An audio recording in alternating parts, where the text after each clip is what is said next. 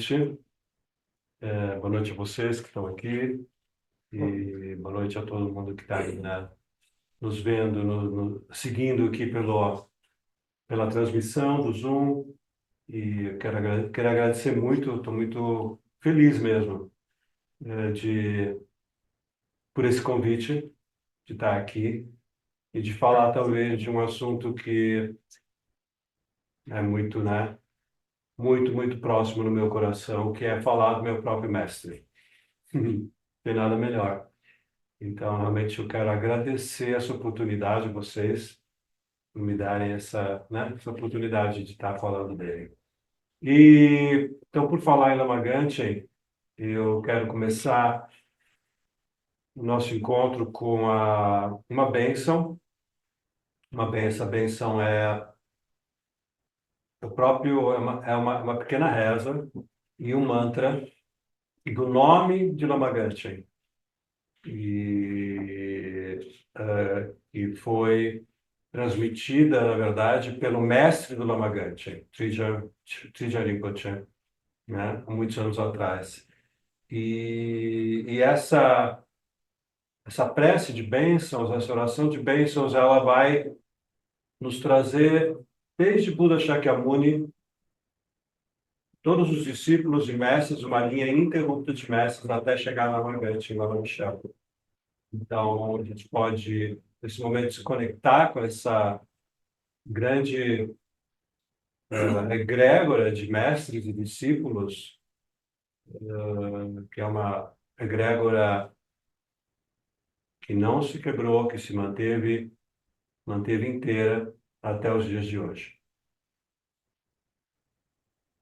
Sampo Pagyu Chashipa Tuchen Tempe Trin Leyang Oda Pegi Jolo Zampe Zepa Chen Padela Me Shabla Soade Ma Guru Vajradhara Sumati Muni Shasane Karma Uta Vardhanya Shri Bhadra Vasamanya Sarva Siddhi Om Om Guru Vajradhara Sumati Muni Shasane Karma Uta Vardhanya Shri Bhadra Vasamanya Sarva Siddhi Om Om Guru Vajradhara Sumati Muni Shasane Karma Uta Vardhanya Shri Bhadra Vasamanya Sarva Siddhi Om.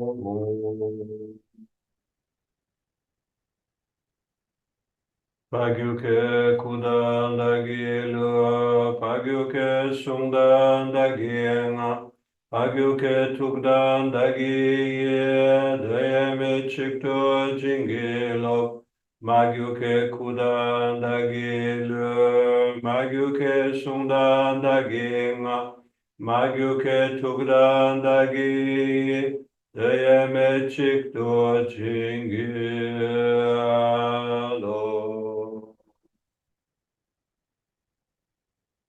Muni Muni Maha Muni Shakyamuni Soha Om Muni Muni Maha Muni Shakyamuni Soha Om Muni Muni Maha Muni Shakyamuni Soha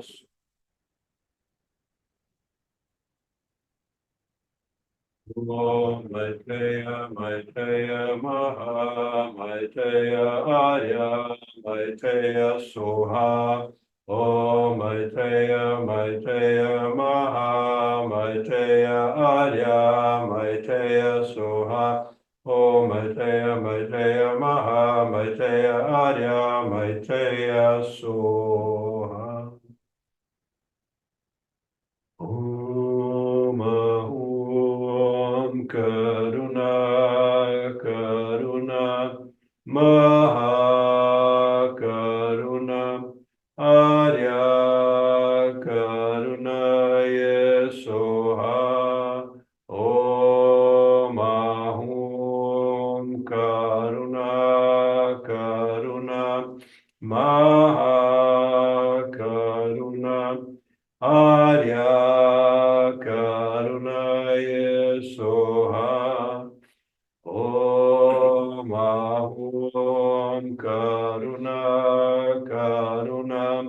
Mahakaruna Arya Karunaye Soham.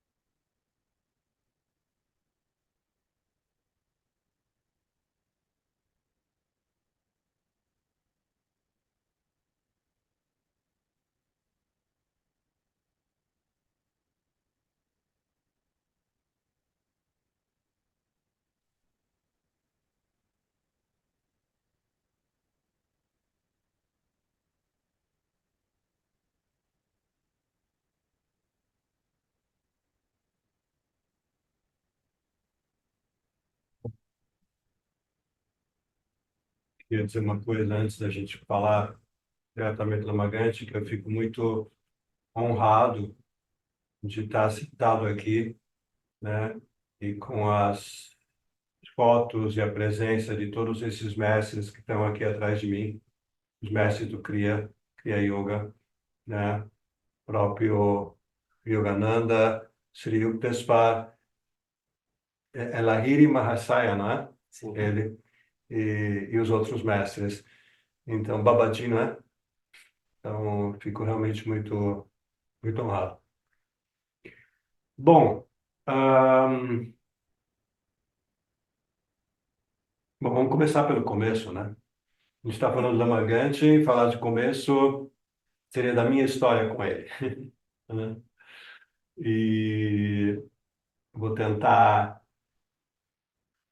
vou tentar não ser muito detalhista, porque, né, o tempo vai, né? A gente tem um tempo certo para estar junto aqui hoje. E conheci Lamagante em 87, 1987. E ele veio, né, quem trouxe ele para o Brasil na época, em abril de 87, foi um casal, ele italiano, ela brasileira, minha ex-mulher, a Bel César e eu. Então, nós quatro, na época eu estava casado com a Bel, e a gente ah, soube dele através de um astrólogo. Esse astrólogo queria sempre trazer um lama para o Brasil, e eu dizia para ele, Monsieur Charette, que era um astrólogo francês, ele dizia, você pode trazer, eu não sei o que é um lama, traz, por que está falando para mim isso? Não entendia nada, né? Ele apareceu, ele veio um dia em casa, no aniversário da Bel, isso era em março, trazendo já esse casal, né, o Cláudio e a Mônica, e ele falou, olha, eu fiz a sinastria do mapa de vocês quatro e vocês vão conseguir trazer o lama para o Brasil, né? Isso foi 16 de março, dia 20 de abril, no Magante estava no Brasil, né? A gente tentou fazer com que o Monsieur Charette ainda se encontrasse com o Lamagante, ele nunca quis. E a gente nunca entendeu exatamente por que ele queria trazer o Lamagante para o Brasil. Ficamos no... Tentamos várias vezes, mas ok, tá tudo certo. E, e aí eu posso dizer que foi amor à primeira vista mesmo, né? Assim, a conexão foi muito forte, né? Não só minha, como a da Bel também. E na época, meu filho, Lama Michel, tinha 5 anos de idade, minha filha ainda era bebê, tinha um ano e pouco, mas a conexão foi forte dos quatro com ele com a gente. E já foi feito, a Bel já organizou um retiro naquela vez para 20 pessoas, deu para pagar a passagem dele e a passagem do tradutor, o Cláudio Tipulo, que falava um tibetano mais ou menos, mas era melhor que nada, né? E Lamagantin, na época, falava um inglês ininteligível. Era praticamente impossível de se entender o inglês do Lamagantin. Ele tinha acabado de chegar no Ocidente. Praticamente ele estava no Ocidente há só uns 2, 3 anos, na Itália, onde não se fala praticamente inglês, ninguém fala inglês na Itália. Então, o inglês que ele tinha era qualquer coisa, né? Então tinha que ter esse tradutor, ainda bem que o Tipulo falava um pouco de espanhol também, porque, enfim, deu tudo certo. E aí que começou a nossa, né, esse encontro incrível com o Lama Gangchen. E uns meses antes de eu encontrar o Lama Gangchen, eu li o livro do Thomas de Hartmann, que foi um discípulo do Gurdjieff, né? Um mestre que viveu na virada, mais ou menos, na virada dos 1800 para o 1900, e nos Balcãs, na Europa, e Gurdjieff. E tem, então, conta, o Thomas de Hartmann conta a trajetória dele com o Gurdjieff, né? E eu não lembro mais o nome do livro. De qualquer maneira, quando eu fechei o livro, eu li, adorei o livro, fechei o livro e falei, eu quero encontrar o Guru, né? Joguei para o universo. Mas foi assim, um desejo realmente. Falei, nossa, que incrível que deve ser. E não passou muito tempo, não passou nem um ano, foram alguns meses para encontrar o Lamagante. E eu não sabia, não tinha a mínima ideia, né, que eu estava já projetando nele, né? Eu vi uma foto 3x4, imagina a foto 3x4, mal tirada. Ok, quer trazer o lama? Vamos trazer o lama, estamos aí, vamos em frente, né? Isso lá em 87. E realmente a conexão foi muito forte, né? Então, 4 dias depois, Lamagante chegou para Bel e falou: Você vai abrir um centro de Dharma meu aqui em São Paulo. E a Bel olhou para ele, a Bel é super séria, né? Já era na época e ela né? Segue em frente. Ela não sabia o que que era, mas ela falou: Tá bom, eu não sei o que que é, né? E Lamagante, como ele sempre fez com a gente, ele lançava e depois a gente fazia. Ele não chegava para você com tudo pronto. Agora você faz assim, agora você faz assim, agora. Não. Ele lançava. E ele ia aos poucos, você ia se conectando com a energia dele e, e as coisas aconteciam, né? Isso foi sempre. Essa é a experiência que eu tenho com ele em várias. Fizemos coisas muito incríveis. E ele era assim. Aí a Bel falou: Mas o que é o Centro de Dharma? Não, você vai saber. E aí foi criado o Centro de Dharma da Paz. E foi inaugurado em 88. Ele veio, criou o centro, deu um nome. Em 87, a casa estava pronta, que existe até hoje, aqui na Emberê, nas Perdizes. A gente já mudou, porque lá é pequeno. E desde então a gente está, né? O Centro de Dharma tá funcionando, é um centro budista de referência realmente, né? E então, vamos dizer, esse lugar, né, desse do guru, o que eu posso dizer é que depois que eu encontrei Lama Gangchen, no ano, né, nesse ano que se seguiu, até a próxima visita dele, que foi mais ou menos um ano, no ano seguinte, na mesma época, eu virei do avesso. Tudo. A energia era tão forte, a energia do Lama Gangchen, depois eu fui entender, de transformação, a própria presença dele, é sempre uma presença de transformação, né? Que eu tive, nossa, virei realmente do avesso, muita coisa foi difícil, sabendo, na verdade, que ele era o meu mestre, né? Ninguém me falou nada, mas ele era o meu mestre. E, ao mesmo tempo, questionando muita coisa, coisa não foi fácil. Não foi fácil tê-lo como mestre, né? E tudo isso, tudo que mexeu dentro de mim. E não foi só nesse primeiro ano, foram vários anos, onde a presença dele era como um espelho. Colocava um espelho assim na frente, você se via nu na frente dele, né? O que não é fácil. A gente mesmo se vê, né? A gente meio que dá umas escondidas aqui, ali, e vai levando, né? Mas na presença desses mestres não tem o que esconder. E, e aí ele veio, começou a vir ao Brasil, a gente começou a organizar as visitas dele. Ah, assim, era Lamagante tem realmente uma presença muito única. Ele era muito alegre, muito alegre. Ele veio falecer em abril de 2020. E ele era muito alegre. Mas assim, alegria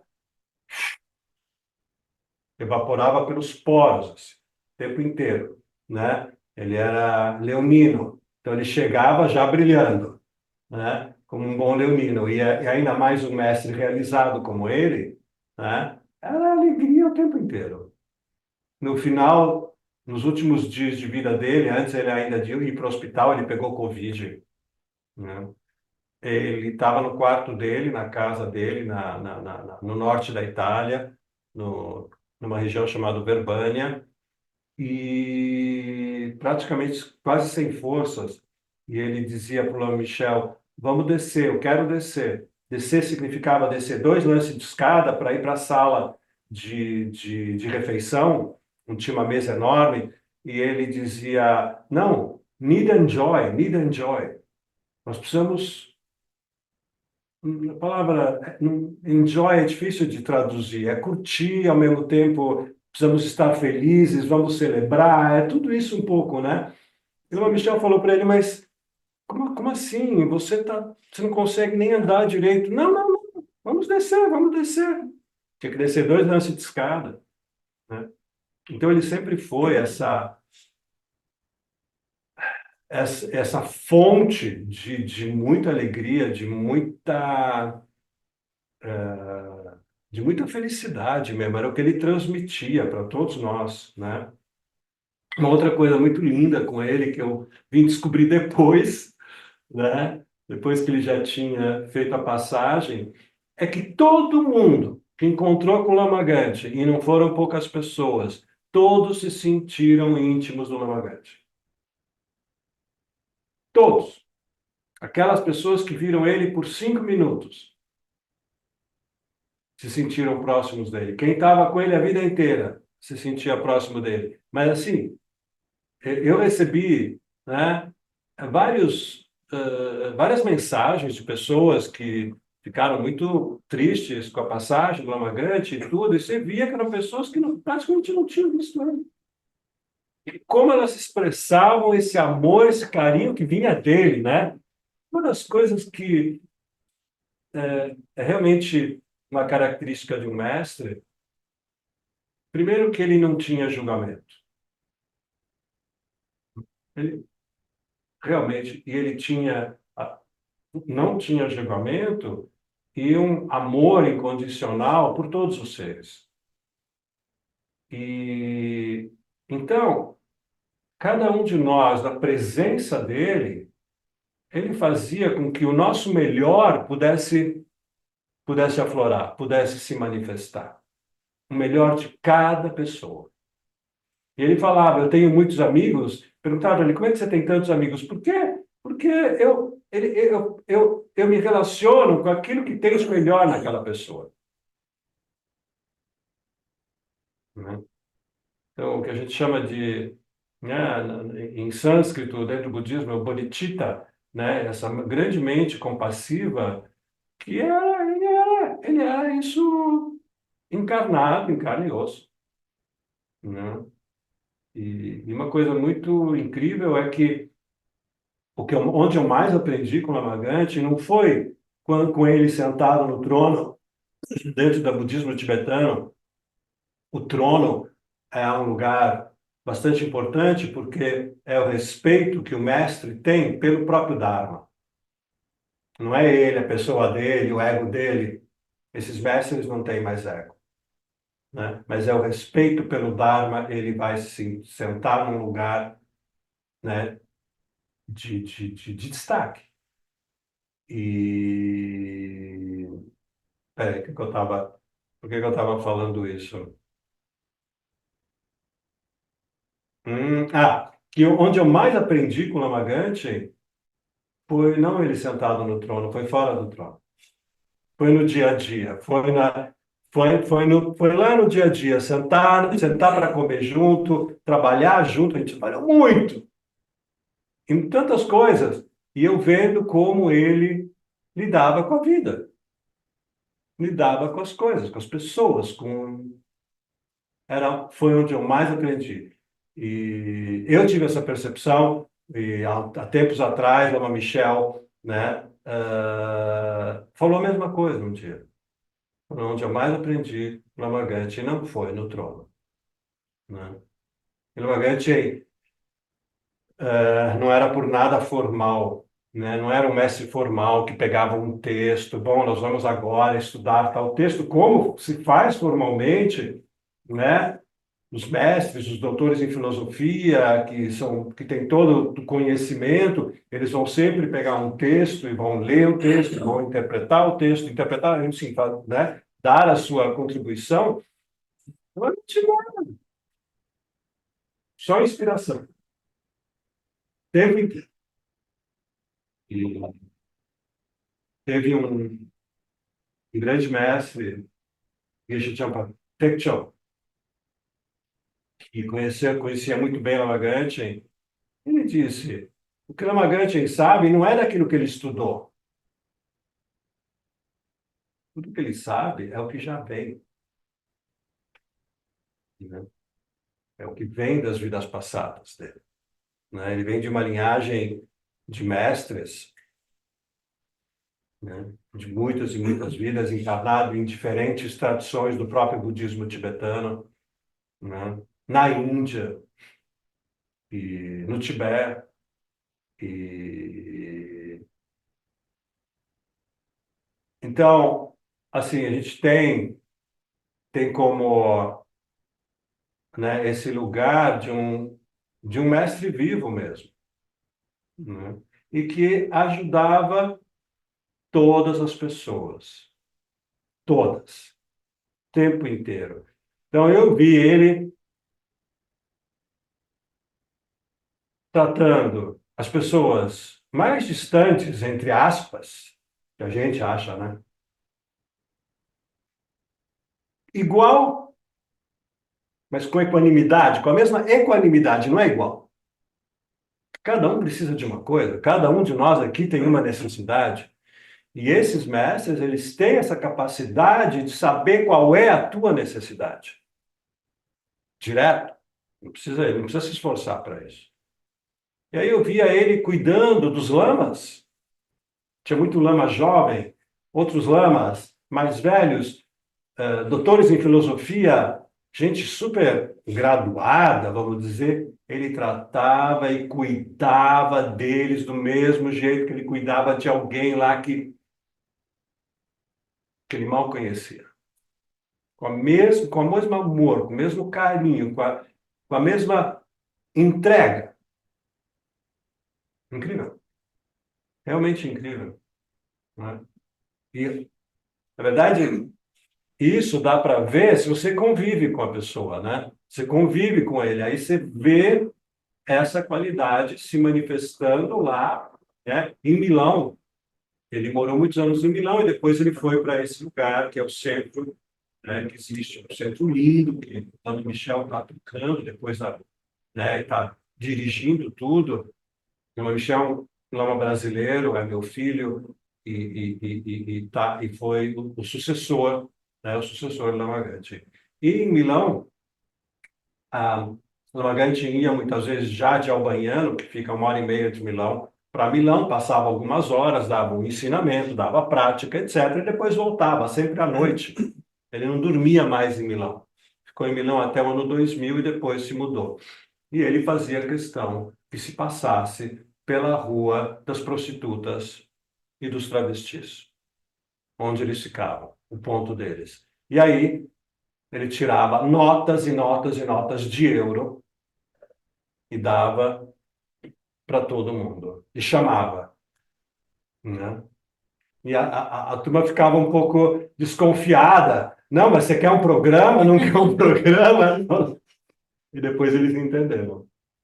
Aí quando o Lamagante vinha, de dentro do carro, ele não saiu do carro, já vinha todo mundo, enfim, né? E tava.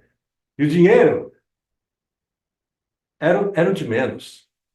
Claro que é importante, mas o que ele estava dando lá era fazendo uma conexão kármica com essas pessoas e gerando um amor para essas pessoas, e é tudo que A energia de transformação que eu recebi, essas pessoas estavam recebendo igual.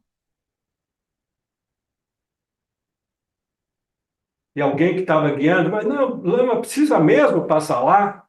Que tinha que desviar, parava. Vamos para lá, né? Enfim, ele tinha, não sei se vocês lembram, anos atrás, na Pedroso de Moraes, aqui no Alto de Pinheiros, perto da Igreja da Cruz Torta, teve um yogi, se era um yogi ou não era, a gente não sabe, mas ele morou no meio, na ilha no meio, por muitos anos. Não sei se vocês souberam. Vocês lembram dele? Sim. E ele gritava, ele escrevia. Ele Né? escrevia pra caramba. Hã? Ele escrevia muito. Escrevia muito. Ele era advogado. Isso. Depois a família achou e ele acabou tirando da rua. Mas olha, mais ou menos uns 15, 20 anos ele morou lá. Né? A pé da minha casa, 2 quarteirões. E Lamaganchen conheceu ele, pediu para parar a primeira vez, parou o carro, paramos o carro na ilha, no meio, né? Começou a conversar com ele, né? E desde então, cada vez que o Lamagantin vinha ao Brasil, passava ao São Paulo, passava lá, parava, dava um, sei lá, R$ 50, R$ 100 para ele, mas e ele já tinha coisa escrita pro Lamagantin. Então ele procurava nos seus escritos, né, aquilo que ele escrevia pro Lamagantin. E se você ler, esse cara estava super inspirado. Ele recebia as bênçãos do Lamagantin, sabia com que ele chamava Lamagantin de sua santidade. Sabia? Incrível, realmente incrível. E ele, uma coisa curiosa, não sei se vocês lembram, ele não colocava na data daquilo que ele escrevia 2001, 2002, não, 1999 mais e o número de anos que correspondia ao ano do ano 2000 e sei lá, né? Enfim. Mas com isso eu quero dizer que realmente, né, a Magantin se dedicava para todos os seres. Era realmente muito. Era assim, eu vejo que muitos mestres fazem isso. Você, vamos, sei lá, podemos pegar a Madre Teresa de Calcutá, né? Trabalho, a devoção que essa mulher teve para a humanidade, né? Então, contando um pouco essa experiência e ah, essa qualidade de doação mesmo, né? E eu acho que ela é possível porque realmente, né, mestres como Lama Gangchen, né, eu conheci vários, e mestres como ele, não só na tradição do budismo, né, não é exclusivo, eles, cada um no seu nível, o ego já foi, que é o nosso grande vilão. Não está fora, está dentro. E uma vez que ele está em conexão, uma vez que ele está ah, unido, né, a tudo que existe na existência, não tem separação. Tem separação entre eu e você, eu e ele.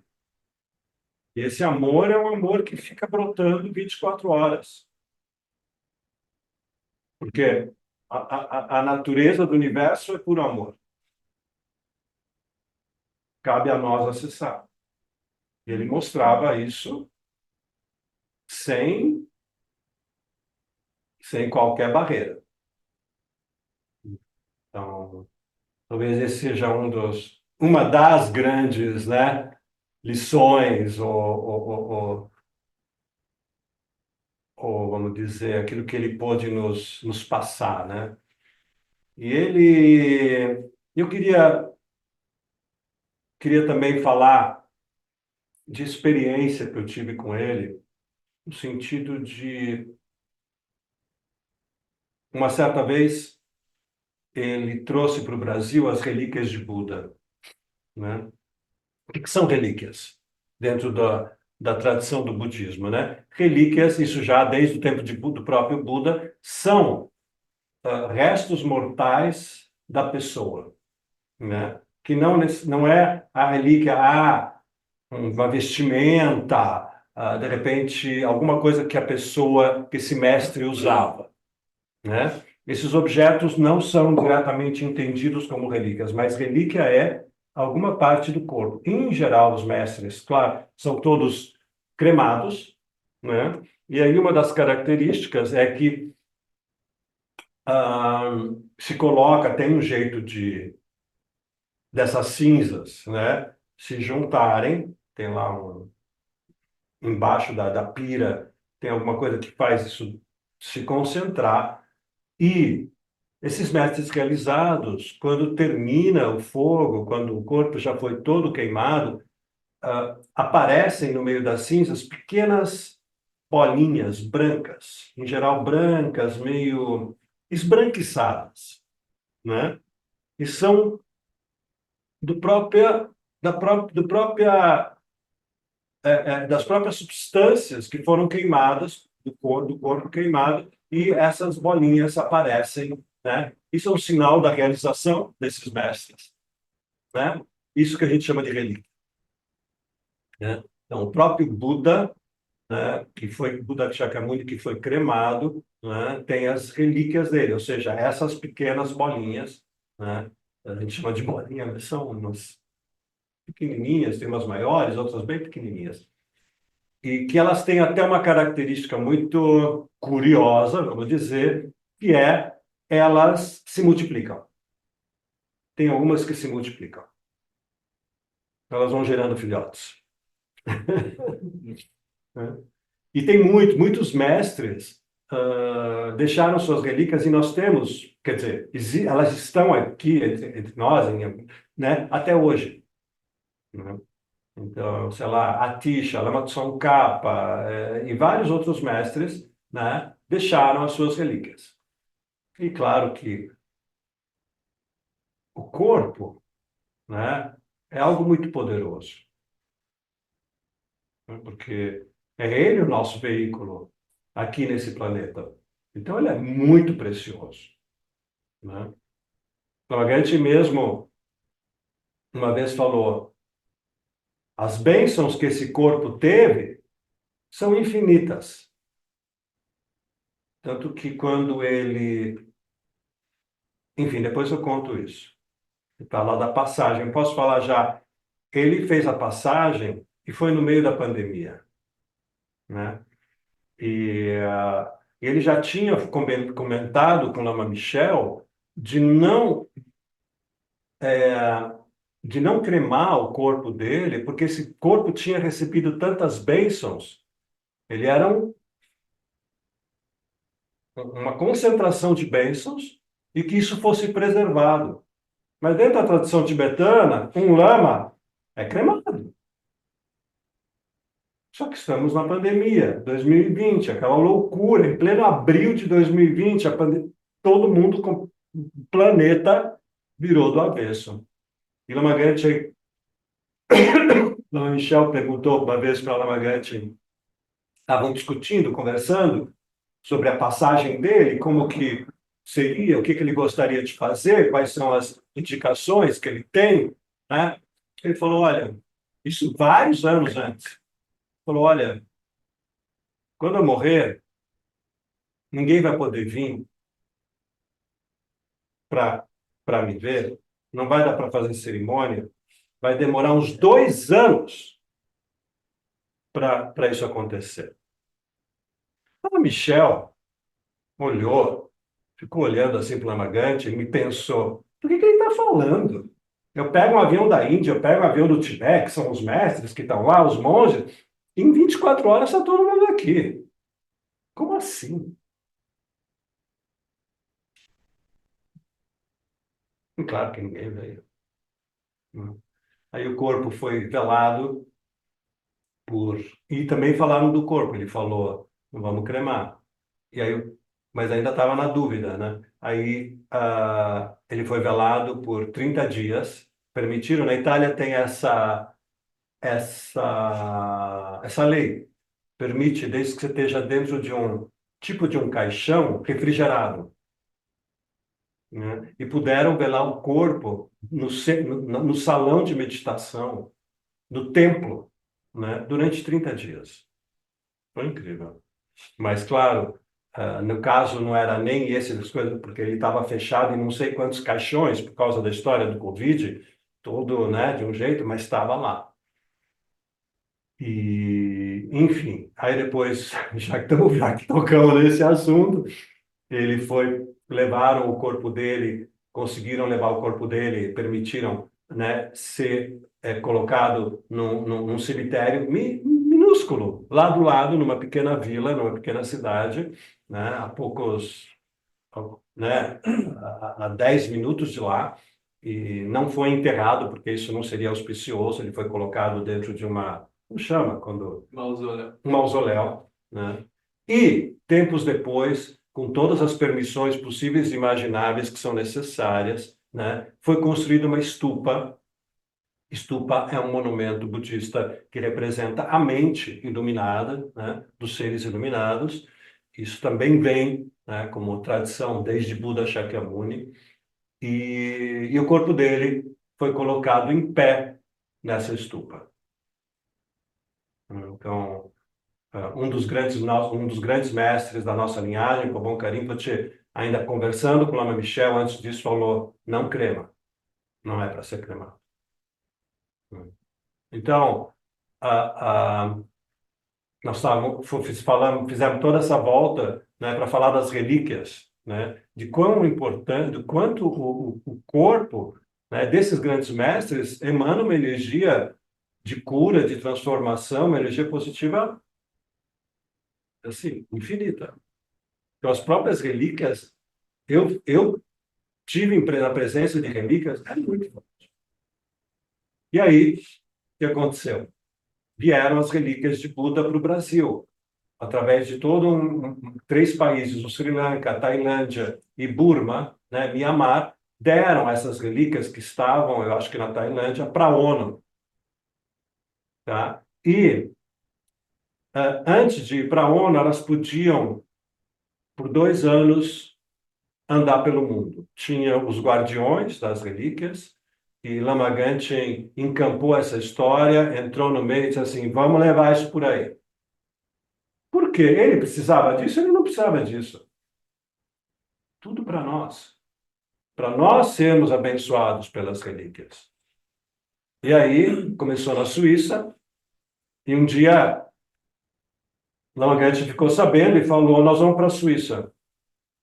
Tem as relíquias lá de Buda. Mas para que demora e chegar? Porque, tudo bem, eles estão perto da fronteira, meia hora da fronteira, mas até chegar onde que estava e tudo, né? E era para fazer um bate-volta no mesmo dia.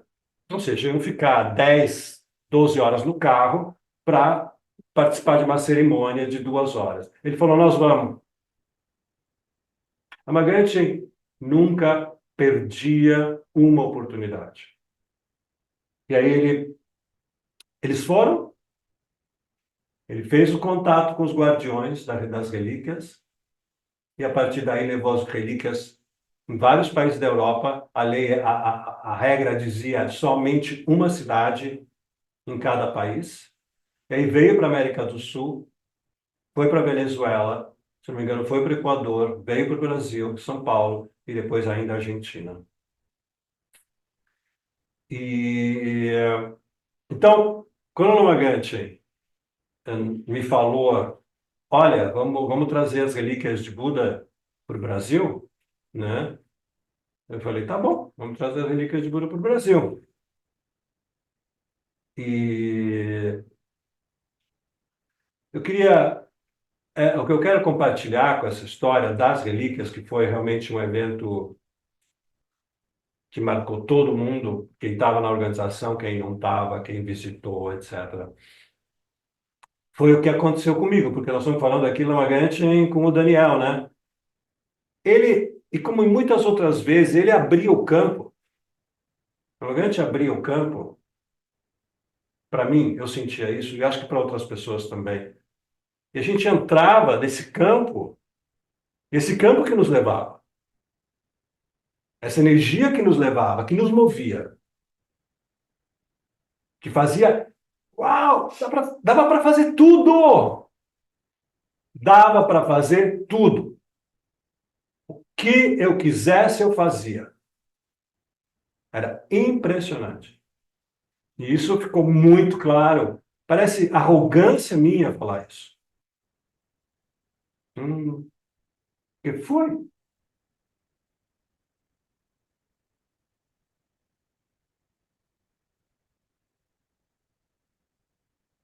Desculpem.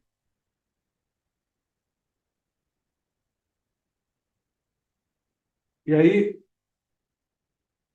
tudo que nós fizemos com essas relíquias, a preparação, o grupo do Centro de Dharma, a Sangha, muitas pessoas trabalhando. A gente conseguiu o Sesc Pompeia. Vocês conhecem o Sesc Pompeia? Na época, isso foi 2002, 2003, a gente tinha vários contatos na época que a gente já tinha trazido monges para o Brasil, já tinham dançado no Sesc Pompeia, feito apresentações e tudo. Então, vamos lá, vamos trazer as relíquias. O Sesc Pompeia simplesmente abriu as portas, falou: vocês fazem o que vocês quiserem aqui dentro. O que vocês precisam? Sérgio Batistelli era o diretor do Sesc Pompeia. Bom, a gente pintou e bordou. O salão, tem um salão no Sesc Pompeia, no fundo, não sei se vocês conhecem, vocês pegam a rua principal do Sesc Pompeia lá, e no fundão tem um salão enorme, tem um pé direito de sei lá quantos metros, e você conhece. Lá nós fizemos a nossa sala de meditação. Estava lotado, todos os dias da exposição. 30 e tantos templos budistas do Brasil participaram na organização. Fizeram suas meditações, tinha grade para todo mundo. Não, 15 mil pessoas visitando em 4 dias, era um feriado. E, e o que é isso, ele tinha essa capacidade. Era, né, tipo, abria de um jeito, e aí a gente ia nesse fluxo de energia, e aí abria, a interdependência se fazia só positiva. Não tinha nhenhenhé na cabeça, porque o que faz a interdependência negativa é a nossa cabeça. Ia tudo. E assim eu tive experiência com ele várias vezes, de trabalho mesmo, né? Então, como por exemplo, quando Lama Michel tinha 12 anos e ele estava sendo adolescente, já começando a adolescência, e a gente já sabia, Lama Gante já tinha nos contado tudo, que ele era lama, isso tudo já estava, né? Já se sabia, mas só a gente, era pouca gente que sabia. Né? Não tinha, não só, mas não tinha, não era uma coisa muito aberta. Também ficou todo mundo quieto. Ninguém precisa saber. Não é que a gente fez um alarde quando a gente soube que a Michel era lama, né? Era um mestre reencarnado, que a gente agora saiu pelos 10 cantos do mundo. Nada, ao contrário. Tudo normal. Né? Essa era uma outra capacidade do Lamagante. Ele lidava com os assuntos mais difíceis sempre no equilíbrio, sempre na tranquilidade. Nunca, nunca, nunca perdeu, nunca vi Lamagante perder o eixo. Jamais. Né? E aí, quando se deu essa vontade de Lama Michel tentar a vida no monastério, e lá no sul da Índia, ah, eu senti a mesma coisa. Liguei para o Lamagante, falei: Lama Rinpoche, a gente chamava de Rinpo. Rinpoche significa precioso em tibetano, né? E por que precioso, né? Não precisa nem explicar, né? Esses mestres são realmente preciosos. Então, Rinpoche, você vai escutar tal lama fulano de tal Rinpoche, lama ciclano de tal Rinpoche. Então é o nome dele, e na verdade nem é o nome da pessoa, mas é o nome do monastério do qual ele faz parte. Então era Gangchen Rinpoche. Gangchen é o monastério de Gangchen. Não era o nome de Lama Gangchen. E a maioria dos lamas tem essa característica. E foi a mesma coisa com Lama Gangchen, com a ida de Lama Michel para o monastério. Né? Ele foi abrindo o campo, foi nos ajudando à distância, vamos fazer, fomos. Apesar de todas as dificuldades, que não foram poucas. Né? Então, enfim, eu queria, de repente, abrir para perguntas, comentários. Alguma curiosidade dele, do Lamagante? Hã? Alguém tem? Eu tenho uma curiosidade, na verdade, sobre o nome Michel. Assim, como Aham. que foi esse processo para você, assim, receber, né? Hum, Sendo seu filho, assim, como que foi toda a estrutura da preparação? uhum. É. Ah, como eu disse, a gente soube, né, que Lama Michel era uma reencarnação reconhecida quando a gente foi para a Índia no ano... Peraí, que ano? Qual que é? 90, 1990. E Lama Michel tinha, então, 8 anos. E a minha filha foi junto, ela tinha 4. Ela passou 2 meses comendo uma sala doce. Só a doce, sem uma sala. Vocês que conhecem, vocês sabem do que eu estou falando. Né? É tipo de uma panqueca grandona, né? Só que sem o recheio da batata com a pimenta, né? Imagina, 4 anos de idade. Ela passou 2 meses na Índia e no Nepal comendo panqueca, a sala doce.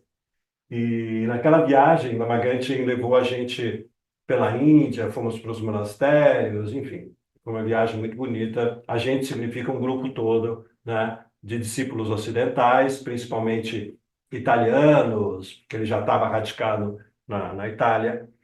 E, e lá numa conversa, ele nos chamou no, ele nos chamou no quarto de hotel dele, a gente estava em Delhi, né? Antes de descer todo mundo, a gente ia para o sul, para os monastérios, para o monastério de Cera, que foi de onde depois Lama Michel estudou. E aí ele começou a conversar com a gente, né? Com a Bel, a gente a Bel, ele e eu. A Fernanda não estava junto com a gente naquele momento, tinha outra pessoa cuidando dela. E aí ele começou a falar, contar, sabe, trazer um pouquinho de, né? E aí ele falou, então, e eu traduzindo. Na época eu estava traduzindo do inglês em português, porque Léo Michel ainda não falava inglês. Eu, e ele falou, então, tarará, tarará, tarará, então, né, agora nós estamos indo para o monastério de Cera, um monastério com tantos monges, onde eles estudam, fazem isso, fazem aquilo, e tem muitos lamas como você. E tarará, tarará, tarará, tarará.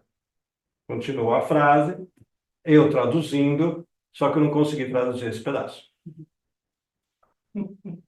Pulei. 30 segundos lá para frente, né? Alguém te falou, dá um rewind aí, pode traduzir o que você não traduziu. Ele sabia cada palavra que a gente falava, em qualquer língua.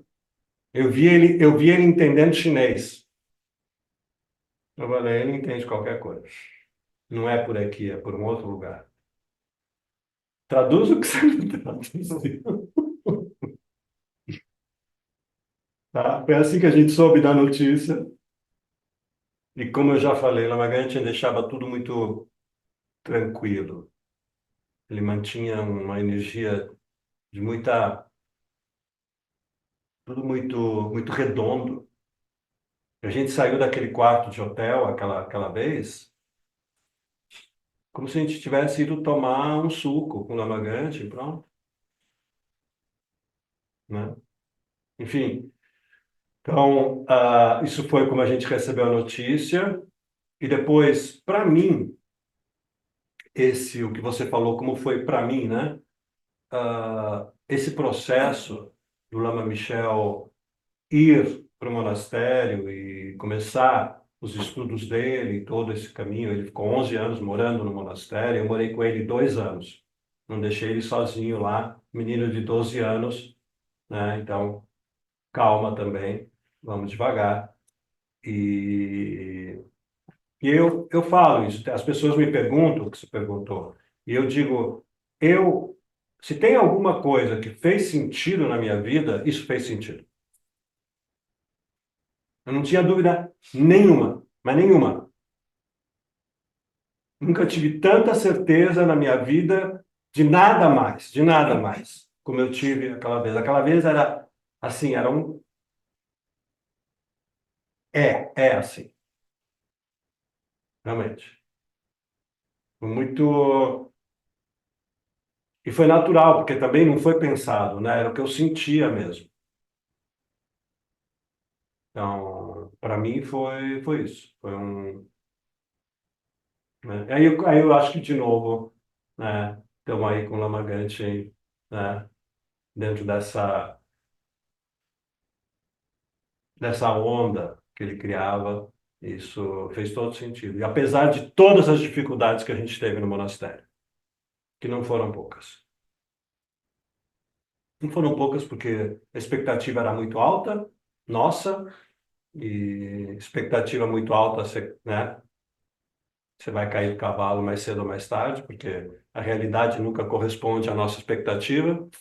E é uma sociedade completamente diferente, com outros valores, com outras formas de estar no mundo, de fazer as coisas. Para mim, demorou um tempo para me acostumar. Quando me acostumei, aí era maravilhoso, foi maravilhoso. Mas demorou quase um ano. E Lama Michel sempre tranquilo. Tranquilo. Ele sabia tudo que estava acontecendo, né? Super cool, né? Na dele. Com 12 anos, 12, 13 anos. É. Então, é, foi isso. O que mais que eu posso falar do Lomagante, hein? Queria Fala. saber, eu sei que no centro de Dharma tem as práticas, todas as práticas foram desenvolvidas por Lamaganti, certo? Eu queria saber um pouquinho mais como foi esse processo. Ah, ok. Boa pergunta. Obrigado, João. Então, o Lomagante, no seu... Ele, nos primeiros 10 anos que ele estava no Ocidente, ele entendeu que ele tinha que ficar quieto. Quieto, entre aspas. Né? Ele tinha que observar. Muito mais observar do que qualquer outra coisa. E ele observou a mentalidade ocidental e o mundo que ele tinha chegado. Porque ele tinha chegado de um mundo tibetano de Idade Média. Isso não é só um jeito de falar. Ele mesmo falava, I am 11th century man. Eu sou um homem do século XI. Não sei por que ele falou 11, podia ser 12, podia ser 10. Não. Por quê? Porque era isso mesmo. O Tibete foi um país feudal até 1959. Né? Então, eles caíram todos de paraquedas, pum, em pleno século XX, pularam, né? Então, vieram parar, de repente, num mundo completamente novo. E Lamagante passou 10 anos observando a mentalidade, jeito de ser, tudo desse mundo moderno. Não só de nós ocidentais, mas de qualquer um que é moderno, na China, na Ásia, onde for, né? Onde fosse. E nessa época ele ensinava pouca coisa, né? E algumas práticas bem do jeitinho tradicional tibetano, né? E a turma chamava ele do lama de um mantra só. Que o único mantra que ele dava praticamente era Om Muni Muni Mahamuni Shakyamuni Soha, que é o mantra de Buda Shakyamuni. É um dos mantras de Buda Shakyamuni, né? E o mantra de cura. E Lama Ganchen vem de uma linhagem de mestres de cura, né? Então, cura, cura mesmo. A presença dele, cura. Então, não era pouca coisa. As pessoas vinham muito doentes, desenganadas, né? Para fazer uma consulta com ele e se curavam, né? Então, ele dava lá umas pílulas, mandava fazer um mantra, mandava fazer mais uma coisa, as pessoas faziam e teve muita cura. Então, Lama Ganchen, passados esses 10 anos, ele falou, agora é hora da palavra, ou está na hora de falar, né? E foi aí que ele teve a visão, né, da prática de autocura tântrica. Essa visão ele teve no monastério, né, no monumento, no maior monumento budista que existe na atualidade, que é Borobudur, na Indonésia, um mandala sagrado. Realmente é como se fosse um livro, só que todo esculpido em pedra vulcânica. Então você tem o mandala, você tem os ensinamentos budistas inteiros representados nesse mandala. Ele tem 120 por 120 metros de base e vai subindo. Vocês têm que dar uma olhada, olhem, por favor, né, na internet, dá uma pesquisada, se chama Borobudur, no centro de Java, na Indonésia. E lá, em 92, Lama Ganchen teve essa revelação, né, dessa prática de autocura, e essa revelação veio para ele, né, estando lá na estupa, e que foi a autocura tântrica Ngauso. Ngauso, em tibetano, significa relaxar, mas tem um significado muito mais profundo que isso. E a partir daí, então, ele teve essa visão, a prática de autocura tinha sido elaborada por uma das vidas anteriores do Lama Ganchen, em Chupo Lotsawa, se não me engano, no ano 1200. Só que Chupo Lotsawa teve né, teve a inspiração dessa prática, mas ele falou, não é o tempo de apresentar. E aí é o que eles chamam de terma, que é um tesouro. Mas não é um tesouro físico, é um tesouro espiritual. Ele fica guardado em algum registro acástico, e Lama Ganchen teve acesso a isso em 92.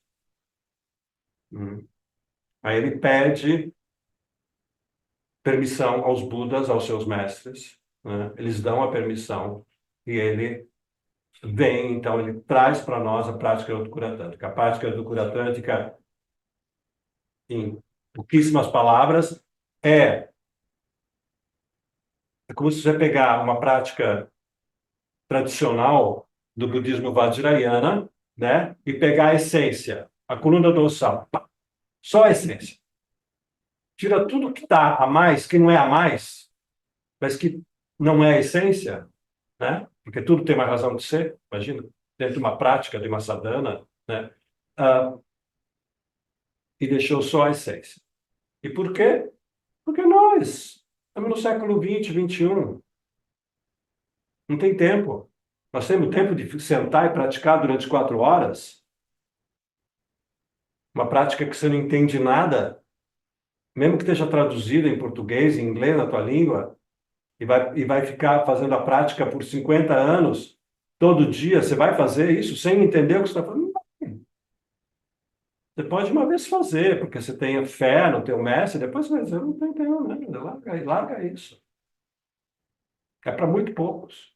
No monastério. E olhe lá.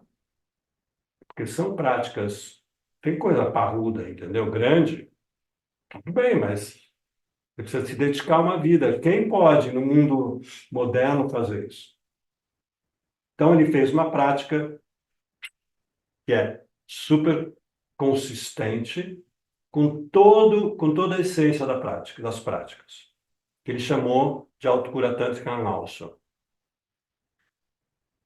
E, a partir daí, ele criou um sistema Ngauso, tá? E esse sistema Ngauso pega exatamente a essência de muitas outras práticas tradicionais, né? E Lama Ganchen deu uma nova roupagem. A prática continua sendo a mesma. Não, a mesma. A essência continua lá, mas é como dar uma nova embalagem, uma nova roupagem, uma nova maneira de fazer, onde eu e cada uma pode se relacionar com isso e consegue ter um entendimento e já, no cada um no seu nível, né? Então ele fez essa, não, é é uma coisa incrível. Para quem conhece, entende o que está acontecendo lá, ele, não, é para encerrar. Lama Ganchen mostrou, ele estava terminando de organizar a prática, né? E mostrou uma versão por um grande mestre que estava lá na Itália, Geshe Tenda, e que era, inclusive, Dalai Lama pedia conselho para ele, porque ele era top de entendimento do Tantra, dos sutras budistas, etc. E era uma referência. E os dois eram muito amigos. E Lama Ganchen deu a prática do Tukura na mão dele, que é curtinha, nada. Meia dúzia de páginas, sei lá quanto. A Carol conhece, você conhece. Ah, para ele fazer os seus comentários. Uns dias depois, Geshe Tendar voltou, estavam lá em Milão, e Geshe Tendar falou, olha, aqui tem isso, tem aquilo, eram pouquíssimas, a contribuição que Geshe Tendar tinha para dar era muito pouca, não estava tudo bem, né? Ele só deu alguns detalhes, mas, né, tá. E aí ele pegou o Lama Ganchen, por aqui, pela roupa do Lama Ganchen, assim, os tibetanos são, né, que não é que eles são todos, né, cheios dos rapapés, né, etc. e tal. Não, é um povo da montanha, 4.000 metros de altitude. Eles são rudes, são super rudes, são duros, tem que ser duro. A 4.000 metros, ou você é duro e forte, ou senão, né, você está acabado. Pegou ele assim, os dois eram amigos, né? Pegou ele assim pela roupa e falou: agora eu entendi o que você está fazendo. Você deu o teu coração. Não precisa falar mais nada. Isso, um Geshe, que é um doutor em filosofia, respeitado por todos os lamas, o que não é fácil também, porque cada um acha uma coisa de um e do outro, porque a gente sabe como é que é isso também, né? Consultado pelo próprio Dalai Lama, e se tivesse que falar alguma coisa, eu falava direto na cara, Lama Ganchen, não tinha, ai, não, não.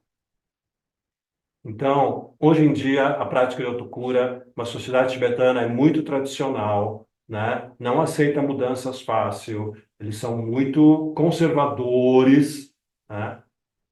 Hoje em dia já tem alguns monastérios fazendo a prática de autocura no Tibete. E só para encerrar, a Lama Michel, um dia a Lama Ganchen chega para Lama Michel, depois que saiu de Cera, no monastério de Cera, fez estudo filosofia budista, ele passou vários anos indo para o Tibete, diretamente para o Tibete, né? Cera é no sul da Índia, e foi para o monastério Tashilhunpo, uma das grandes universidades monásticas, e um grande centro de energia do planeta. Tashilhunpo é uma referência energética, e estudou lá, ele ia por 2, 3 meses, mais ou menos agosto, setembro, outubro, novembro, mais ou menos esse período, por vários anos ele foi. E uma vez, Lama Ganchen, antes dele ir, falou, você vai e explica o que é autocura para o teu mestre, que era um dos melhores mestres do Tibete, era o Abade de Tashilhunpo.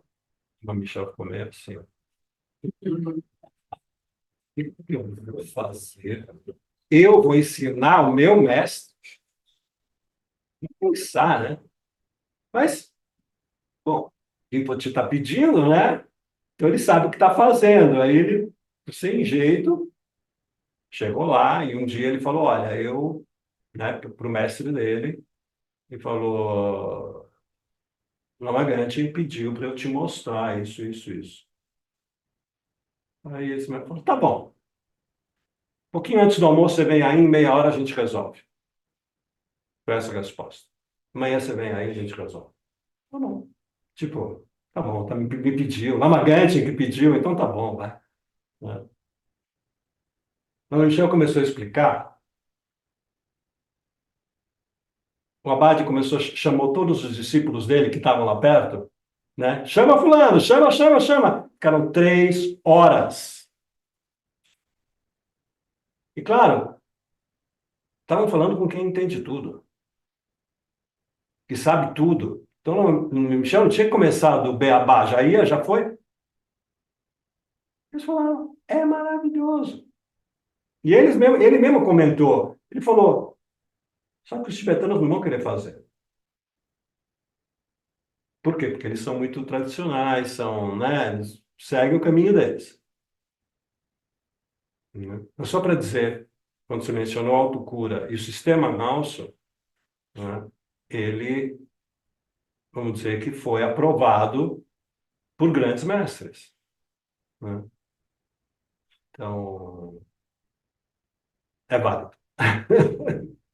Fala.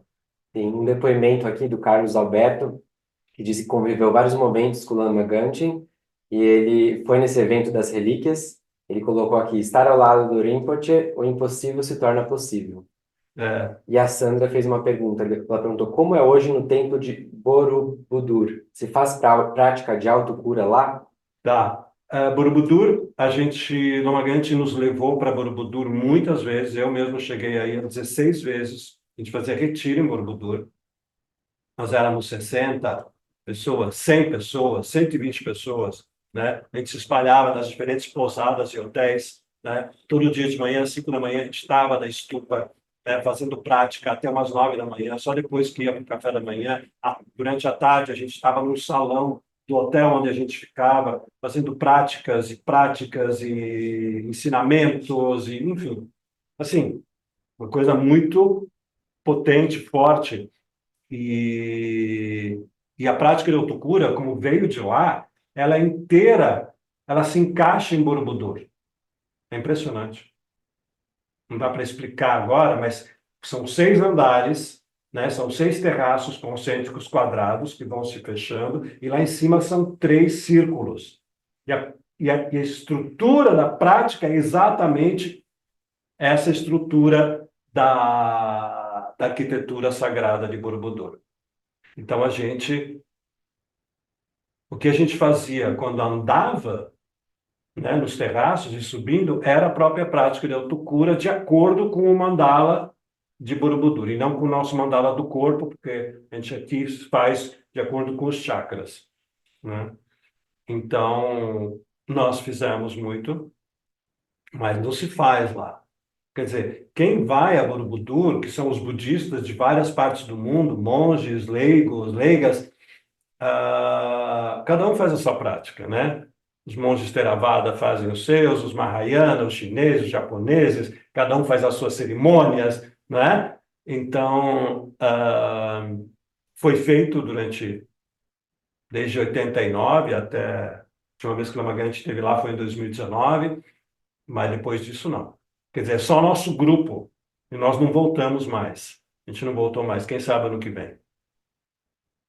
Então, está respondido, espero que esteja respondido.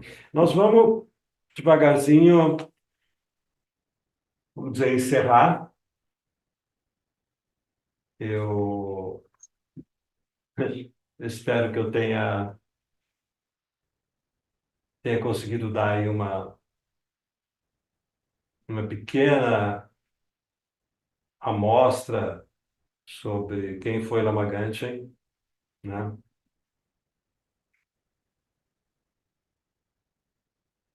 E é isso, eu acho que falar dele, né? E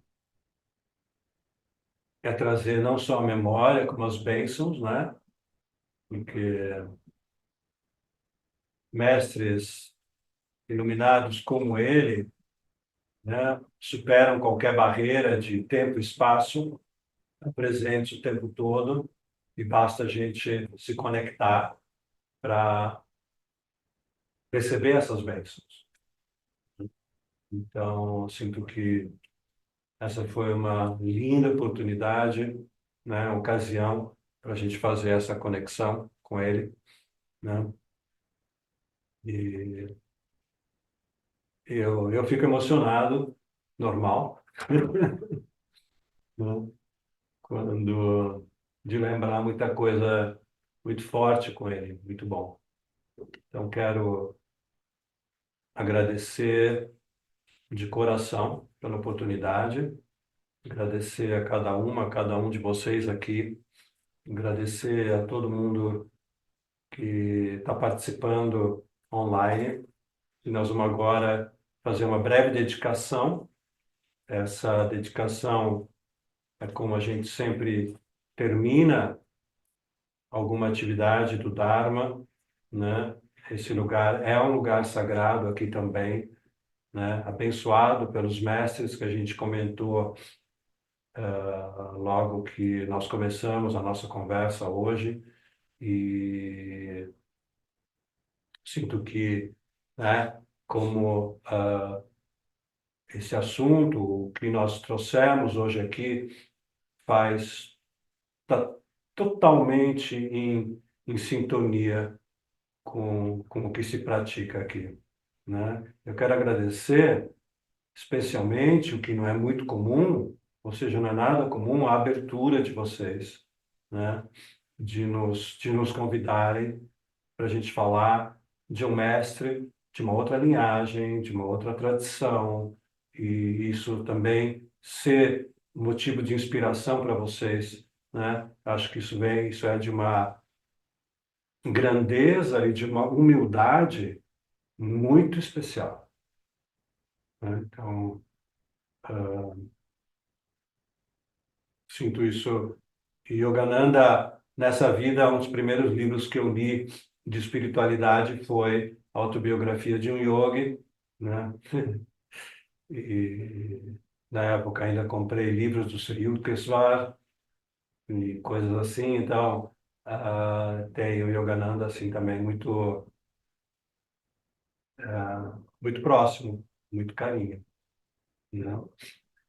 Então vamos nos dedicar, dedicamos energia positiva e sido criada com nosso encontro, a gente chama de méritos, esses méritos, junto com o infinito oceano de méritos de todos os seres sagrados dos três tempos, de todas as linhagens, todas as tradições religiosas, filosóficas.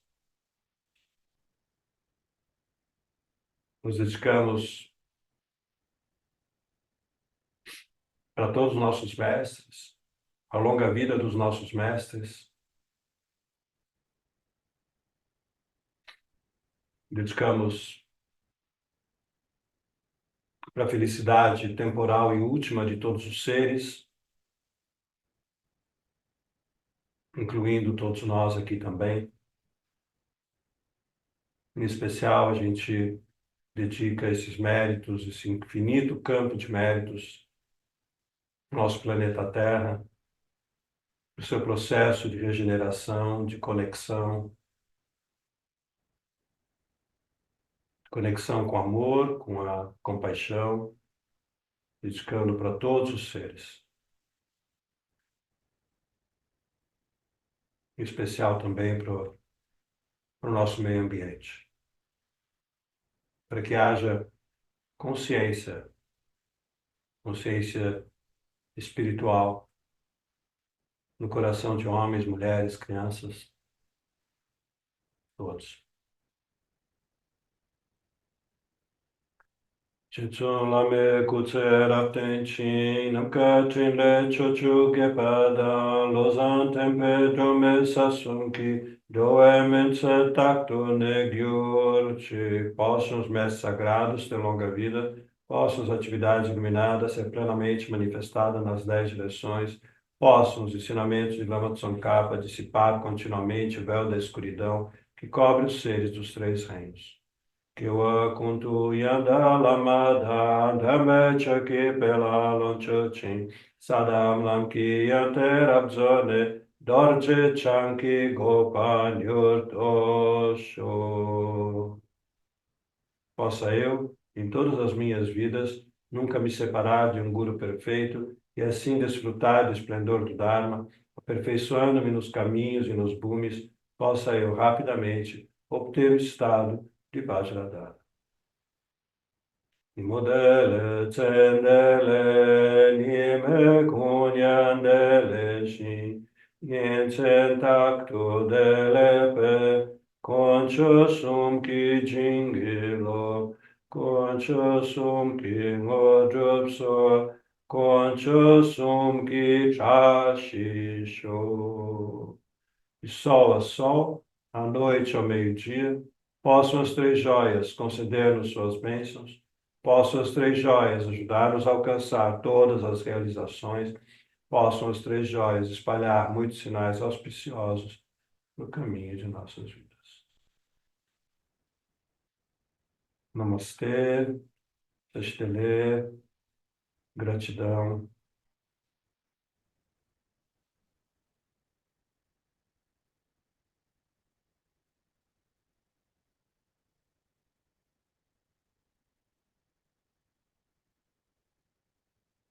Thank